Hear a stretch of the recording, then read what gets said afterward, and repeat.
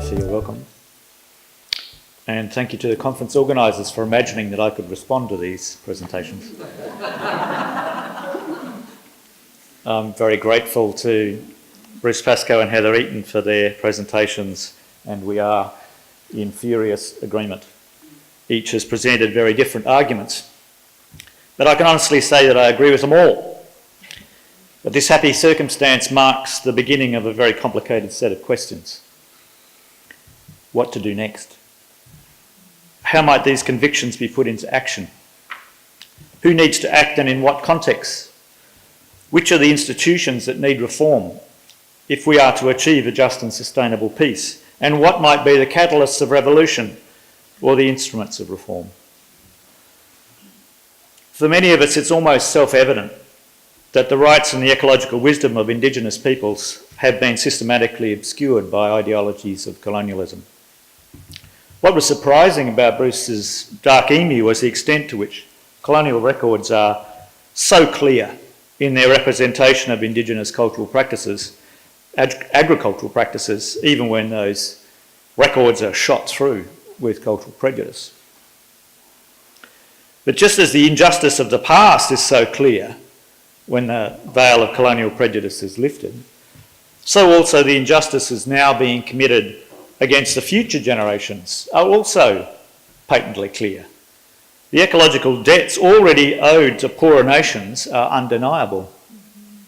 The Australian legal system can produce an ever-expanding verbiage when it comes to native title, but the rights of future generations seem to defeat even the most imaginative judicial activism. The dominant culture is unwilling to address the injustices of the past, but it is even less capable of contemplating the injustices being committed against the future. The idolatry of economic growth is considered common sense, while the suffering of our grandchildren can be swept aside as a matter of economic externality, even as the climate scientists relentlessly report their terrifying statistics. Both Heather and Bruce have suggested in their different ways that we need to recover moral and spiritual relationships with the natural world. But how are those relationships to be rewoven when habits of mind over half a millennium have systematically severed the connections? The dominant culture is unable to embrace the most ecologically sustainable models of life that have been provided by Indigenous testimonies. The vagaries of democracy have imposed a multiplicity of traditions, religions, communities, each with their own conceptions of the common good. The multiculturalism of our institutions allow for a seemingly endless debate about the very idea of a common good, even among those who are trying to nurture their spiritual connections with the natural world. Just invite a group of theologians to tea with a group of Christian economists and see whether they can reach a consensus on some concrete policy proposals. The odds are not very good. We also need to admit that Indigenous testimonies do not speak with a single voice. There are, for example, some divisions among the Wangan and Jagalingou people who are doing battle with the Adani mining in Queensland, with continuing debates about the validity of an existing Indigenous land use agreement that was secured under controversial circumstances in April 2016. In this context, as in many others, the intra-Indigenous conflicts have been exploited by the mining industry and also by the federal government, who amended the Native Title Act in 2017 in a way that supported Adani's legal strategy. If not all the family groups of traditional owners need to agree with the terms of an Indigenous land use agreement, then the disproportionate power of a mining company can easily be asserted to drive a wedge through Aboriginal communities. As Tony McAvoy has rightly argued, the current system puts traditional owners under duress to reach an agreement with a mining company or risk losing any compensation at all.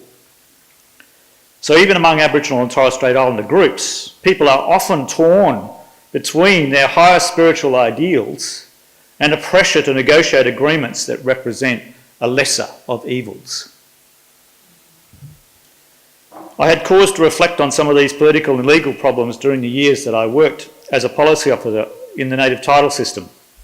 Back then I wrote a book called Decolonising God, while nurturing the hope that a critical theological mind might do some work in reforming at least the Christian churches, the Christian communities that helped to shape the dominant culture in Australia. But as it turns out, of course, a clever anti-colonial discourse can just be as fruitless as subtle theories about the composition of the Pentateuch or the varieties of German eschatology. The impact of Dark Emu will be immeasurably greater, thank God. If we are to redirect our energies from describing the world to changing it, then we need to develop more multidisciplinary collaborations with a broad range of professionals and activists, yes, including lawyers and economists, each of whom can engage in their very particular idiom with the overlapping complexities of state and federal governments, the courts, the media, and the variety of institutions within civil society. When it comes to developing effective strategies, which need to be agreed between overlapping interests, it will not be possible to stay entirely within one's own tradition. And if the pursuit of a just and sustainable peace is to be non-violent, then it will do no good to divide the world into convenient binaries for the sake of rhetorical effect. The common good will not be served by short-sighted victories over an antagonistic party. If, for example, people concerned about jobs in North Queensland, then creative thinking about employment needs to be part of an argument that also directs moral attention to the needs of future generations. Instead of fulminating on the moral vacuum of capitalism, one might even want to expand on a utilitarian argument to consider the greatest good of the greatest number also among other nations and future generations. Those of us who have principled objections to all utilitarian argument will need to concede that some peaceful objectives might still be achieved by taking alternative paths. We might need to expand our minds. People of peace will be those who become known for attributing the strongest possible version of an argument to their opponents. Some of us might call this love, while others might see it as a philosophical principle of charity that is characteristic of the best forms of argument and debate. Either way, the habit of denouncing our opponents or actively misrepresenting them will not lead to peaceful outcomes. This principle of charity does not, however, imply a commitment to relativism. Relativism in democratic contexts has the effect of simply conceding power to those who have the numbers. The very idea that every tradition or party might be shaped towards a just and ecological sustainable peace has, of course, its limits. It needs to be acknowledged, for example, that very few religious traditions can affirm the intimate connections between kinship groups and country that are evidenced within Indigenous communities. There's no point in pretending otherwise. But neither is it possible for non-Indigenous people to appropriate Indigenous cultures with all the moral and spiritual sensibilities that belong only to traditional owners of country. One aspect of the awe and wonder that Heather has spoken about, I would suggest, is an unwillingness to subject others to our own conceptual schemes. This does not mean that we can live entirely without conceptual schemes, but it does imply a need to develop practices of political conversation that are ready to consider the rights of others in the past, others in the future, human and non-human. The current models of democratic argument are deeply flawed, we all know.